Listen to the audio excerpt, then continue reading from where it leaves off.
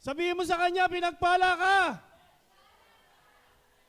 At tapikin mo naman yung sarili mo. Sabihin mo, I am blessed. Pinagpala ako. Amen. Praise the Lord. Hallelujah. Tunay nga na napakasarap na idinideklara natin na tayo ay pinagpala, tayo ay bine-bless ng ating Panginoon. Dapat kine-claim natin yon. Dahil ito naman yung nais ng ating Panginoon na ang bawat isa sa atin ay makita niya na maganda ang buhay, maayos, at mayroong buhay na kaaya-aya at masagana. So, yun po yung ating scripture, yun po yung ating key verse na binasa ng ating kapatid na si Kuya Randy Rigonia na natagpuan natin sa aklat ng Pilipos chapter 2 verse 1 to 11. So, si Apostol Pablo po ay nirepresent niya o ipinakita niya ang ating Panginoong Jesucristo bilang halimbawa o bilang pattern, mga kapatid. Ibig sabihin, siya yung dapat gayahin. Kaya nga, ito pong month na to, ang tema natin ay Christ-likeness. So, yung pong mga ginawa ng ating Panginoon, yung mga nakita sa Kanya na mga karakter, yun po yung dapat na ginagawa natin bilang mga mananampalataya. At isa nga rito, yung sinasabi ni Apostol Pablo na inihalimbawa niya o pattern ang buhay ng mga mananampalataya at ganun din sa diwa ng pagkakaisa at harmony ay ninanais niyang magsikap tayo para sa pagpapakumbaba. So ito po yung unang-una, mga kapatid. Ito rin po yung nakita ko na, Lord, ano ba yung pwede? Na bagamat maraming karakter ang ating Panginoon, so ito yung nakita ko na pwede nating i-apply sa pang-araw-araw nating pamumuhay kasi minsan ito rin yung nagagamit ng kaaway sa buhay ng bawat isa. At dito po sa aklat ng Philippians chapter 2 verse 1 to 11 ay nagbigay siya ng mga elemento. Elemento ng pagpapakumbaba. Ibig sabihin yung mga sangkap, yung mga, and then, at mga halimbawa ng pagpapakumbaba na nais ni Apostol Pablo na ito ay ating ginagawa bilang mga mananampalataya. So handa na po ba tayo na makinig ng salita ng ating Panginoon? Amen ba? Amen? Kaya sabihin mo sa katabi mo, tapikin mo siya, huwag kang matutulog. Sabihin mo sa kanya, makinig ka. Amen. Praise the Lord. Hallelujah. So dalawa po yung binigay ni Pablo diyan sa ating key verse sa Pilipos chapter 2 verse 1 to 11. Una, elemento ng pagpapakumbaba. Pangalawa ay yung halimbawa ng pagpapakumbaba. Okay, ano-ano ba yung mga elemento? Ano-ano ba yung mga elemento ng pagpapakumbaba na ibinigay ni Apostol Pablo at isinulat niya sa aklat ng Pilipos? Number 1, the element of humility. Ibig sabihin, yan, ito yung mga elemento ng pagpapakumbaba. Una, sabi niya, the union with Jesus. Yan. The union with Jesus, the humility of Christ is contagious. Di ba? Ibig sabihin dyan, mga kapatid, dahil iisang espiritu ang ating tinanggap na mga mananampalataya, makinig po iisang espiritu ang ating tinanggap na mga mananampalataya, tayo na mga mananampalataya ay nagkaroon po ng pagkakaisa. Amen? Nagkaroon tayo ng pagkakaisa. Tayo ngayon yung tinutukoy ni Pablo na mga mananampalataya ng ating Panginoon. Kaya nga, ito yung unang elemento. Hindi ka magkakaroon ng pagkakaisa kung hindi ka nakiisa sa ating Panginoon, kung hindi mo siya tinanggap. Tinanggap mo siya at ang tinanggap mo sa Kanya ay Espiritu ng ating Diyos at ang isang Espiritu ay tinanggap nating lahat. Kaya nga, we are one family. Iisang pamilya tayo, mga kapatid. Magkakapatid tayo sa pananampalataya. Kaya merong brother at merong sister. Mga kapatid, yun yung nagiging tawagan natin. Kaya tayo, dahil sa ating Panginoong Hesus, tayo na mga mananampalataya ay nagkaroon ng pagkakaisa, nagkaroon ng unity. Yun yung elemento na ibinigay ni Pablo. And then sabi niya dyan, the humility of Christ is, ano po? Contagious, di ba? Ibig sabihin yan, nakakahawa. Ba? Pastor, ano ba yan? Nakakahawa. Ano ba yan? Sakit? O? Di ba? Pansinin po natin. Kapag yung isang bata, di ba?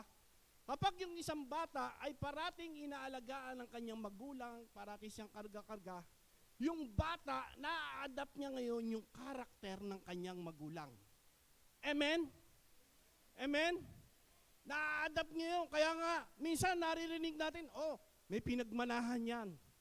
Di ba? Ganyan kasi yung karakter ng kanyang nanay, o ganyan yung karakter ng kanyang tatay. Kaya nakikita rin doon sa kanyang anak. Yun yung nakakahawa. Ibig sabihin, nakukuha niya, na-adapt niya. So, sa buhay natin bilang mga mananampalataya na nakiisa sa ating Panginoong Hesus, dapat ito rin yung ating na-adapt na mga karakter ng ating Panginoon. Amen? Amen? Kasi, iisa yung ating tinanggap. Iisang espiritu. So dapat, yung isang espiritu na yun, yung karakter ngayon ng ating Panginoon, yun yung ating na-adapt. Kaya nga, the humility of Christ, yung pagpapakumbaba ng ating Panginoon, dapat nasa sa atin. Dapat sumasa atin. Dapat na-adapt natin yung karakter na yun ng ating Panginoon. Yung kanyang pagpapakumbaba. Hello? Di ba, mga kapatid? Ang tanong, nagagawa ba natin yon sa pang-araw-araw nating pamumuhay? Yung humbleness ng bawat isa, yung pagpapakumbaba natin sa bawat isa, mga kapatid.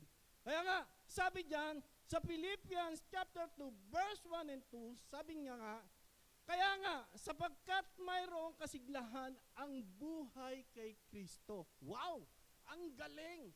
Mga kapatid, mayroong kasiglahan ang buhay kay Kristo. Baka hindi ka nabubuhay sa Panginoon. Kaya hindi mo maranasan yung kasiglahan. Amen? Yung sumunod, sabi diyan, mayroong kaaliwan ng pag-ibig. Wow! Ibang klase.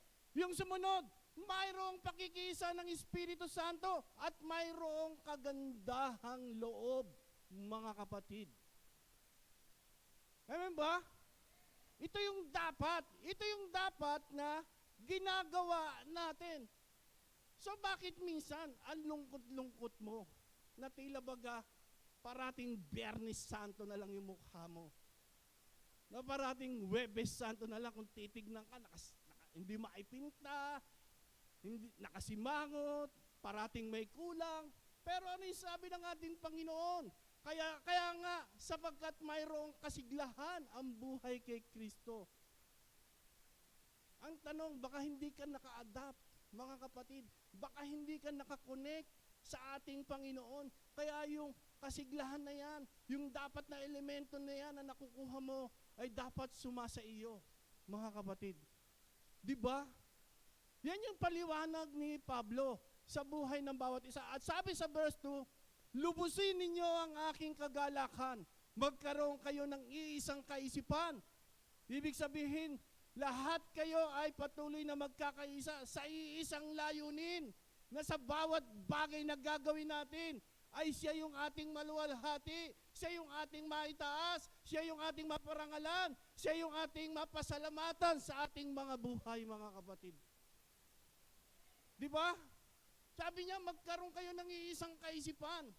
Kaya lang minsan, ang kaisipan, nagkakanya-kanya. Ito yung gusto ko, ito yung nais ko, ayoko niyan, pastora, ayoko niyan, pastor, gusto ko dito, ako na lang dito, dito yung gusto ko. So, nagkakaroon ng kanya-kanya. Pero yung sabi ni Pablo, maliwanag pa sa sikat ng araw na magkaroon tayo ng iisang kaisipan. Amen? Amen ba? So dapat, wala yung, ito yung gusto ko, ito yung nais ko, kung ano yung binaba, kung ano yung sinasabi, susunod tayo. Kaya nga sabi, may pagkakaisa. Di ba? Yung elemento, the union with Jesus. Wow, ang galing mga kapatid. Kaya nga ito yung, Lord, ito pa talaga yung gusto mong ituro. Ito nga, kasi nga maaaring nakikita ng ating Panginoon sa mga simbahan o sa iba't ibang mga simbahan ay hindi nagkakaroon ng iisang kaisipan. Nagkakanya-kanya. No? And then, sabi diyan, magbuklod kayo sa isang pag-ibig. Wow, ang galing. Di ba? Ibig sabihin, magkaisa sa isang pag-ibig. And then, at magkaisa kayo sa puso't diwa. Di ba? Mga kapatid. So, yan yung ibinigay ni Pablo na unang elemento na dapat nating ginagawa. Yung pangalawa.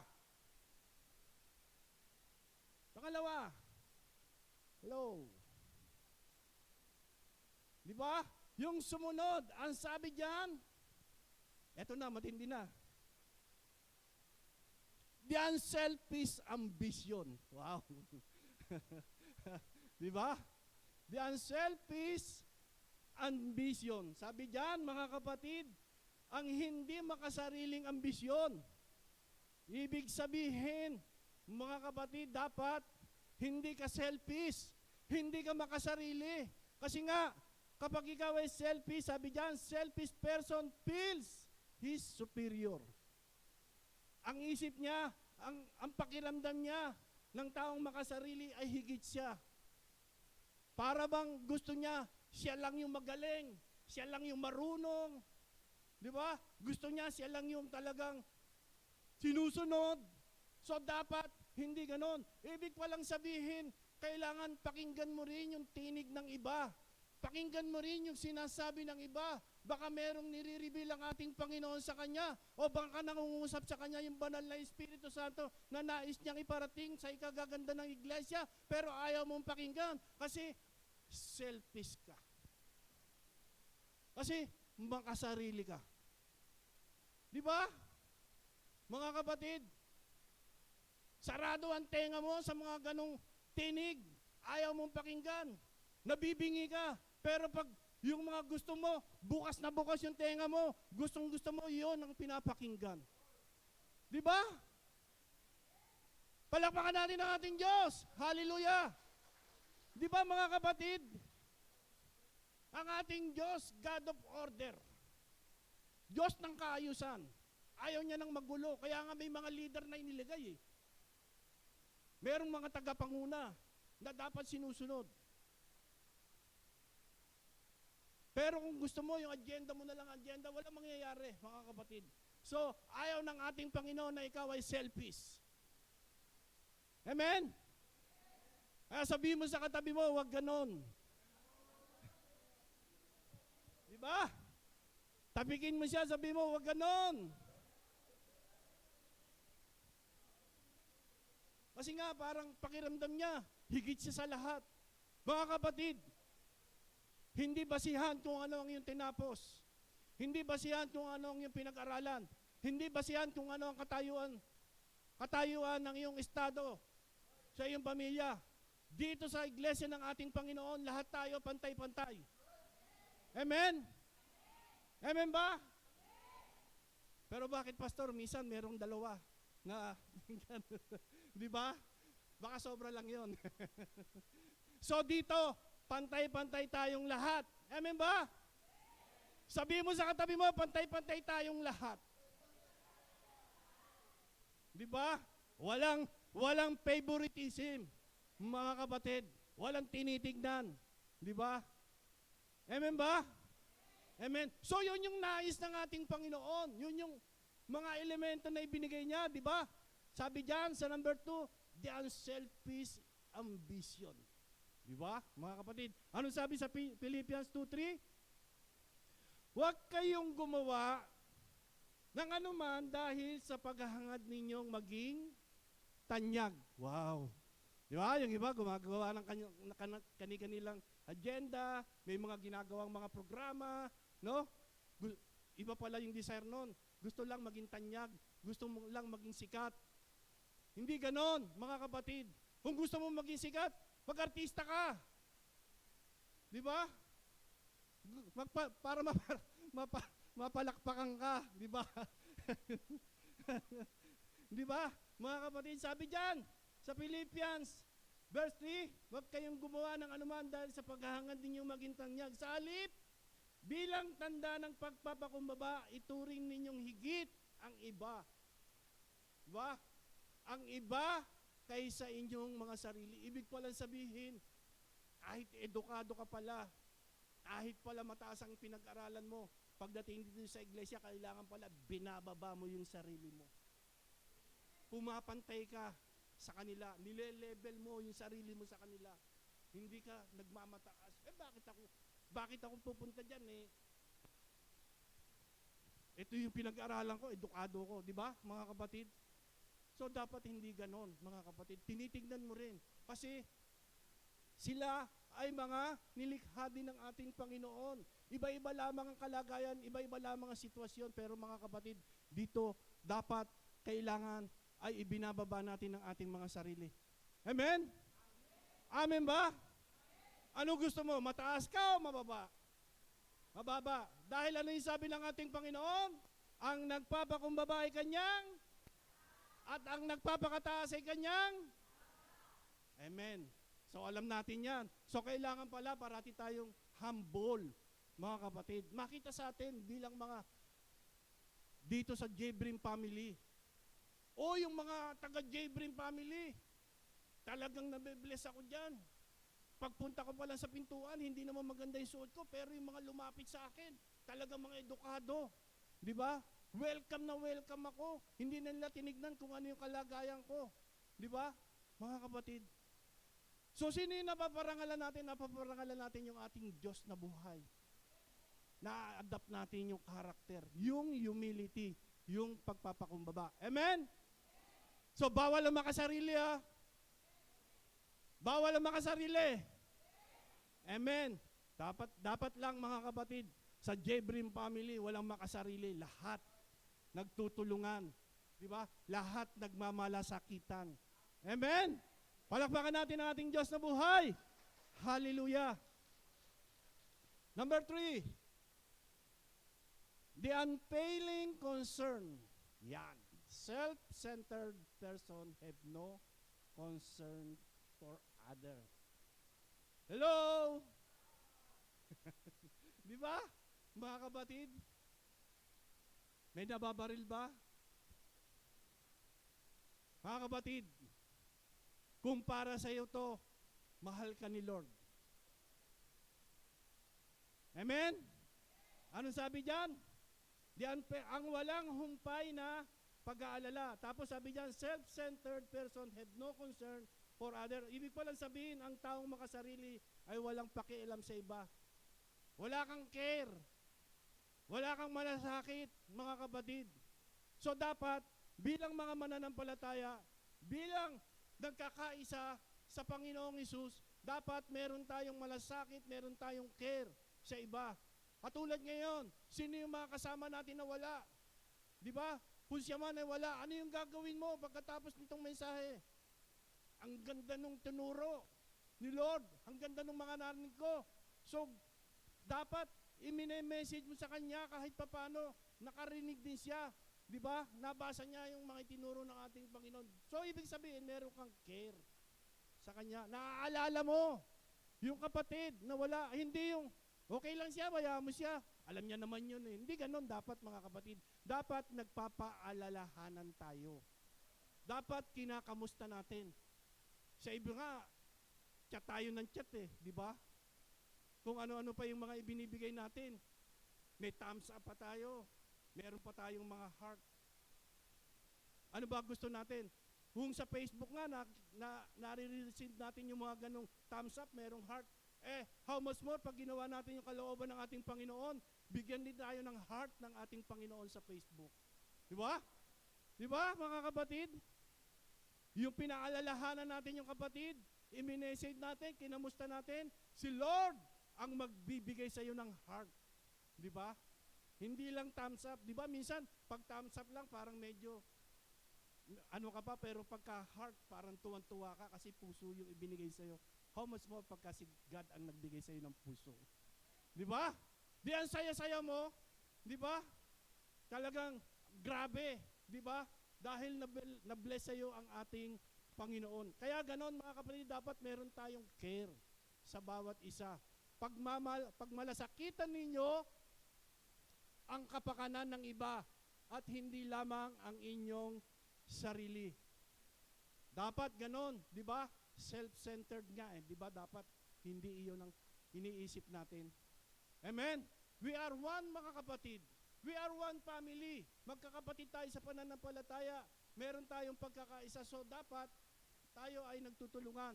Ang sakit ng kalingkingan ay sakit ng buong katawan, mga kapatid. Pero yung iba, mukhang hindi na yata nasasaktan. Parang ano na, kalyo na. Wala nang pakiramdam. Amen ba? May pakiramdam ba? Sige nga, tapikin mo nga yung katabi mo. Yan. Pagka ngumiti, may pakiramdam yan. Di ba? Pero pagka hindi gumalaw, wala nang pakiramdam yan. Kumbaga sa ano, immune yan. Amen? So yung po, mga kapatid, yung binigay ng ating Panginoon. No? Sa Philippians 2:4, sabi niya, pag malasakitan ninyo ang kapakanan ng iba at hindi lamang ang inyong sarili. Yan po yung mga elemento na ibinigay ni Apostol Pablo. How about doon sa mga halimbawa? Yung mga halimbawa ng pagpapakumbaba. The example of humility.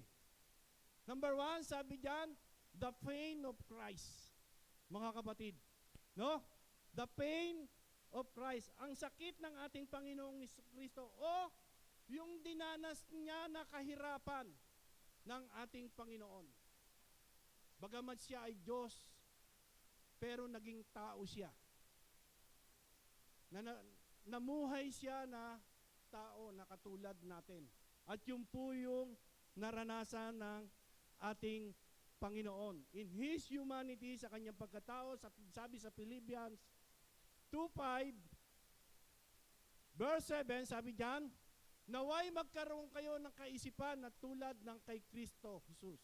Verse 6, kahit siya'y likas at tunay na Diyos, hindi niya pinagpilitang manatiling kapantay ng Diyos. Grabe, mga kapatid. Yung ginawa ng ating Panginoon.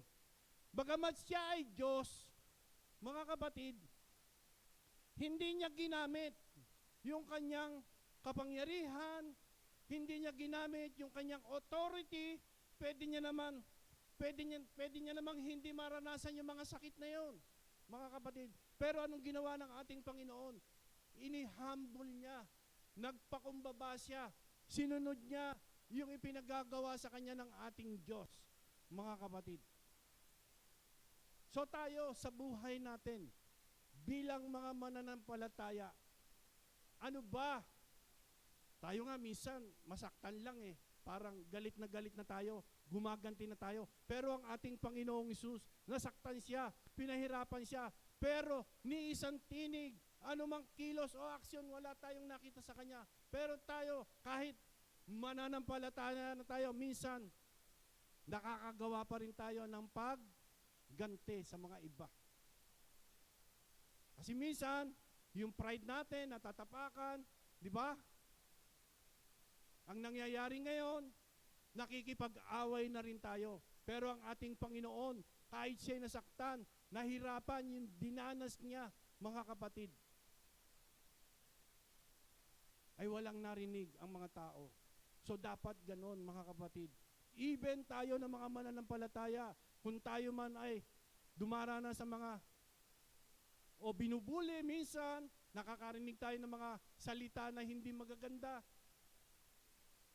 Ang mas maganda, manahimik na lang tayo. Isumbong mo kay Lord. Mas maganda. Sabihin mo kay Lord yung mga nangyayari sa iyo. Amen ba? Kesa gantihan mo siya, Kesa magpalitan kayo ng mga salita. Minsan, nagagamit pa yung social media, doon kayo nagpapalitan. Ang nangyayari ngayon, buong mundo na ang nakakita. Ay, ganyan ba yan? Mga mananampalataya pa naman. Taga saan ba yan? Saan ba nagsisimba yung mga yan? Di ba? Pati yung church, nadadamay. Pati yung pangalan, mga kapatid. So, ibig sabihin, tayo, na mga mananampalataya, dapat hindi na natin ginagawa yung mga ganon. Huwag natin ginagamit yung mga social media, mga kapatid. Sa pagpapalitan ng mga bagay-bagay, mga salita na hindi magaganda. Hindi kalugod-lugod yon sa ating Panginoon. Ang nalulugod yung kaaway. O yung mga marites, tuwan-tuwa. Tuwan-tuwa sila, meron silang pinagpepiestahan, pinag-uusapan. Gusto ba natin yon? Na ganon? Pinag-uusapan na tayo ng buong mundo. Di ba? So dapat hindi ganon. So kung meron man mga bagay-bagay na nangyayari sa atin, meron mga alitan, kausapin. Di ba? Kausapin. Wag nang gamitin ang social media dahil po hindi maganda, mga kapatid. Amen ba? Kaya nga ang ating Panginoon sabi diyan, naway magkaroon kayo ng kaisipang tulad ng kay Kristo Jesus. Kahit siya'y likas na at tunay na Diyos, hindi niya pinagpilitang manatiling kapantay ng Diyos. Sa halip, kusa niyang hinubad ang pagiging kapantay ng Diyos. At naging katulad ng isang alipin, ipinanganak siyang tulad ng mga karaniwang tao. Tandaan po natin, mga kapatid, bagamat siya ay naging tao, namuhay siya na tao dito sa mundo, pero wag pong nating pinaghihiwalay, siya pa rin po ay Diyos. Kailangan parating magkasama yon. Naging tao siya, pero siya po ay Diyos pa rin. Mga kapatid. Amen? Palakpakan natin ang ating Diyos na buhay. Hallelujah. Yung sumunod, the pain of Christ. Yung sumunod, letter B,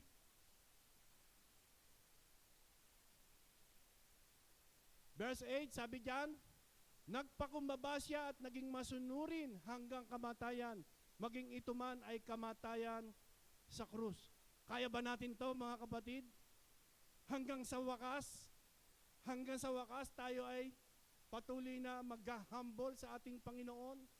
Tayo ay patuloy na magpapakumbaba. Kaya ba natin to? Kaya ba natin to? Amen. Palakpakan mo ang sarili mo, kaya mo yan. Sabihin mo sa katabi mo, kaya mo yan. Amen. Sa Diyos, walang mahirap. Lahat kinakaya, mga kapatid. Kaya nga, sabi diyan, in His humility, sa kanyang kababaang loob, sabi diyan, if He who is God has been obedient, so we are. How about tayo, ng mga mananampalataya? Ang ating Diyos ay naging masunurin. So dapat, tayo na mga mananampalataya ay dapat nagiging masunurin din tayo. Amen? Dapat obedient din tayo sa ipinagagawa ng ating Panginoon. Hindi yung gusto mo lang. Di ba? Pero pagka mahirap na, ayaw mo na sumunod. Namimili ka. Para ka nasa karinderya. Di ba? Eto gusto ko, adobo. Ayoko niyang nilaga. Di ba? Ang dami mong tinuturo. Nasa karinderya. So dapat hindi ganon. Kung ano yung iniuutos sa atin, yun yung gagawin natin. Maging obedient tayo ng mga mananampalataya. Kasi yun yung inihalimbawa ng ating Panginoon ng pagpapakumbaba. Sumunod siya, mga kapatid. So dapat tayo, dito sa Jebrim family, ay sumusunod din tayo. Amen ba? Amen? Praise the Lord. O mamaya, wala munang uuwi, ha? Maglilinis tayo dito. wala na nag-amen. Di ba? Sample lang yon, mga kapatid. Kapag may binaba, kailangan sumunod. Praise the Lord! Hallelujah! Dapat ganon. Praise God. Hindi yung nagkakanya-kanya na. Di ba? O bago tayo umuwi, liligpitin natin ating mga bangko, isasalansan natin, lalagay natin sa gilid. Dapat ganon, mga kapatid. Kung ano yung binaba, sinusunod natin. Hindi yung pagkatapos kumain, wala na. Hindi na nakita. Di ba? Hit and run. Di ba? So dapat, tayo na mga mananampalataya, tayo na mayroong pagkakaisa dito sa J-Brim, dapat ganon ang ginagawa natin. Amen? Amen ba? Mga kapatid, kapag ginagawa natin yon, ano man ang kalagayan mo, ano man ang sitwasyon mo sa buhay, kayang pagpalain ni Lord yan. Kayang hawiin ng ating Panginoon yan. Meron ka sakit at karamdaman, sumusunod ka sa ating Panginoon, anong klaseng karamdaman yan? Ang daming ang halimbawa ng ating Panginoon na kanyang pinagaling, how much mo yung karamdaman mo lang na napakasimple. Di ba? Kaya ng ating Panginoon yan. Kaya lang minsan di tayo obedient eh. Di ba? Namimili tayo. Walang pilian. Kung ano yung pinagagawa, yun ang gagawin natin. Amen ba? Amen ba? Palakpakan natin ating mga sarili. Hallelujah. Praise the Lord. At sabi diyan, number 2, the gain of Christ. Ang natamo o nakuha ni Christ. Yan. Ano? Ano ngayon natamo ng ating Panginoon? Dahil sa kanyang pagpapakumbaba. Dahil sa kanyang humility. He was exalted. Wow! Ang galing! Mga kapatid, siya ay dinakila. Di ba? Lahat naman ng mga bagay mga kapatid mahirap, pero sa huli, merong blessing. Merong pagpapala. Hindi ka naman pwedeng pagpalain ng ating Panginoon na wala kang ginagawa. Tutulog ka lang. Di ba? Tutulog ka lang, tapos i-bless ka ng ating Panginoon. No! Mga kapatid, kailangan meron kang ginagawa. Kailangan sumusunod ka. Kailangan meron kang pagpapakumbaba. Para ang ating Panginoon naman ay ma-bless sa atin. Kung nangyari sa ating Panginoon, He was exalted. Wow, ang galing, mga kapatid. Pinagtiisan niya. Pinaghirapan niya yung mga bagay na yon. At siya ngayon ay nakaupo sa kanang kamay ng Diyos Amang Sumasalangit. At siya ngayon ay tinitingala. Siya ngayon ay pinaparangalan. Siya ngayon ay niluluwalhati, mga kapatid. Amen? So ganoon po, mga kapatid. And then, He was honored for His humility. Siya ay pinarangalan sa kanyang kababaang loob. Amen ba, mga kapatid?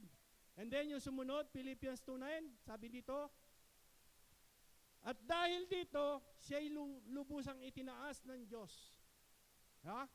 At ibinigay sa kanya ang pangalang higit sa lahat ng pangalan. Wow! Ang galing talaga. Di ba? Walang ibang pangalan na ibinigay sa silong ng langit, kundi ang pangalan lamang ng ating Panginoong Hesus sa ikaliligtas ng tao, mga kapatid. Di ba? Amen ba? So yun, mga kapatid, ang nakita natin, di ba? And then, He was enthroned. Siya ay niluklok. Verse 10, so, sa gayon, sa pangalan ni Jesus ay luluhod at magpupuri ang lahat ng nasa langit. Galing. Diba? Ibig pala sa langit. And then, nasa lupa at nasa ilalim ng lupa. Lahat pala ay talagang dapat magpuri. Nagpupuri sa ating Panginoon. Amen ba? And then, verse 11, at para sa kaluwalhatian ng Diyos Ama, ang lahat ay magpapahayag na si Jesucristo ang Panginoon. Amen ba? Amen. Palakpakan natin ang ating Diyos. Hallelujah. So yun yung mga halimbawa. Yun yung mga halimbawa na ipinakita ng ating Panginoon. Mga kapatid, sa buhay natin, dapat ito rin yung ginagawa natin. Number 1 nga, dapat yung ating humility. And then, application na po tayo. What are the benefits of humility pattern after the Lord Jesus? Ano nga ba yung mga benepisyo? Ano nga ba yung mga benefits o benepisyo na nakuha natin? Ano ang mga naging pakinabang ng pagpapakumbaba na naayon sa Panginoong Jesucristo? Number 1, joy in life. No? Meron na tayong kagalakan, kasiyahan sa ating Panginoon. The reward is rejoicing. Ano sabi diyan? Ang nalulungkot ay muling liligaya sa piling ni Yahweh at pupurihin ng mga dukha ang banal na Diyos ng Israel. Amen? Tingnan mo yung katabi mo, baka kung nalulungkot pa yan. Nalulungkot ba? Ngitian mo yung katabi mo. Hallelujah. Yan. So dapat ganun. Wala nang nalulungkot, mga kapatid. Nalulungkot ka sa iniwanan ka ng boyfriend mo, ng girlfriend mo. Di ba? May problema ka sa pamilya, nalulungkot ka. May problema ka sa anak, nalulungkot ka. Sabi ng ating Panginoon, ang nalulungkot ay muling liligaya sa piling ni Yahweh. Baka wala ka sa piling ni Yahweh. Di ba? Ano yung sabi kanina, yung elemento? The union with Christ. Dahil sa ating pagkakaisa, pakikiisa sa ating Panginoon. Kaya lang bakit minsan, hindi natin maranasan yung kagalakan na yon. Yung joy. Tanungin natin yung ating mga sarili. Kausapin natin ang ating Panginoon. Amen ba? Baka merong pang mga bagay na gustong ipahayag ang ating Diyos sa inyo. Anak, makipag-usap ka sa akin, seryosohan. Ituturo ko sa iyo, sasabihin ko sa iyo kung ano yung mga bagay na nagiging balakid kung bakit di mo maranasan yung kagalakan. Amen ba? Amen ba? O baka naman hindi tayo nakikipag-usap kay Lord. Mga kapatid. So dapat kinakausap natin. And then yung sumunod, ensure God's help. Wow, ang galing. God is the side of the submissive. Ang ating Panginoon ay panig sa mga mga kapatid. Ang Diyos ay panig sa mga nagpapasakop. Di ba? Nagsasubmit, mga kapatid. Hindi siya panig doon sa mga hindi nagpapasakop. Kasi nga kaya ka hindi ka nagsasubmit, baka andyan pa rin yung pride mo. Ayaw mo mag-submit, mga kapatid. So dapat tayo ay nagsasubmit. And then, sabi sa James 4:6, ngunit higit na malakas ang tulong na ibinibigay niya sa atin, kaya't sinasabi ng kasulatan, ang Diyos ay laban sa mga mapagmataas, ngunit nalulugod sa mga mapagkumbaba. Di ba, mga kapatid? Ang Diyos ay laban sa mga mapagmataas. Ayaw niya ng mayabang. Ayaw niya ng hambog. Gusto niya sa kanyang mga anak ay humble. Parating nagpapakumbaba. Parating nagsasubmit. Di ba? Amen ba? Palakpakan natin ang ating Diyos. At yung sumunod, satisfaction in living. Wow, ang galing. Di ba? Anong sabi diyan? Kakontentuhan sa pamumuhay. Ibig sabihin, contented ka na sa pamumuhay mo. Sabi diyan, bilang kinahinatnan para sa pagiging contented. Sabi sa aklat ng Awit, chapter 22, verse 26a, ang naghihikahos ay sasagana sa pagkain, mga lumalapit kay Yahweh, siya'y pupurihin, maging sagana nawa sila at laging pagpalain. Ang naghihikaos ay sasagana sa pagkain. Amen ba? Mga kapatid, saan ka pa? Di ba? Doon na tayo sa ating Panginoon na kung saan siya talaga yung patuloy na magbibigay ng lahat ng ating mga pangangailangan. Yung sumunod, unconditional forgiveness. Sabi diyan, even the stability of our nation has something to do with humility. Walang pasubaling pagpapatawad. Maging ang katatagan ng ating bansa ay may kinilalaman sa pagpapakumbaba. Sabi sa 2 Chronicles, chapter 7, verse 14, ngunit ang bayang ito na nagtataglay ng aking karangalan ay magpapakumbaba. Manalangin, hanapin ako at talikuran ang kanilang kasamaan. Papakinggan ko sila at mula sa langit, patatawarin ko sila sa kanilang mga kasalanan.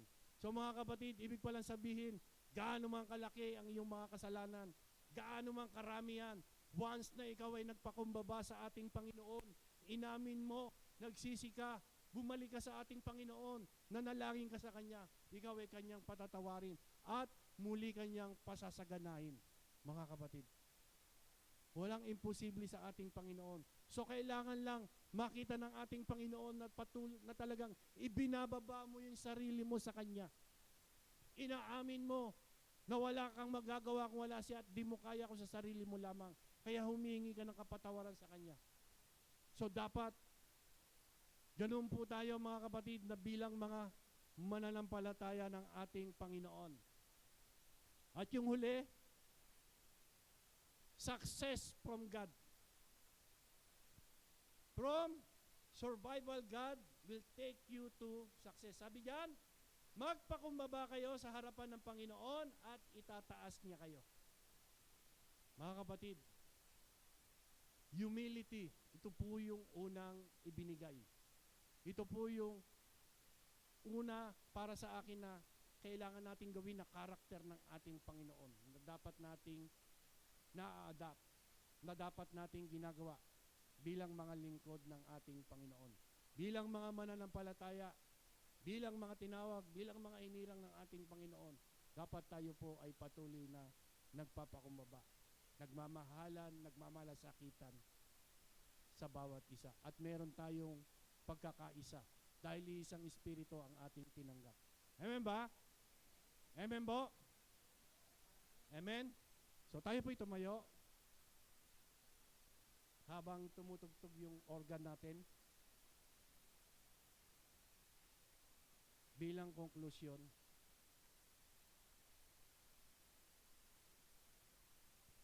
so sa umagang ito mga kapatid, God knows. God knows kung saan ka nahihirapan. So, after niyan po ay didiretso na natin sa Holy Communion. Alam ng ating Panginoon kung saan ka nahihirapan, saang aspeto ng iyong buhay na ikaw ay hindi mo magawa-gawa yung pagpapakumbaba, baka nandyan pa rin yung ating mga pride, nagiging selfish pa rin tayo, nagiging makasarili pa rin tayo mga kapatid. God knows sa buhay ng bawat isa. Bakit hindi po natin isuko sa umagang ito ang lahat ng mga bagay na yan para maranasan natin yung talagang tunay na success at yung mga pagpapala na nagmumula sa ating Panginoon. Sige po.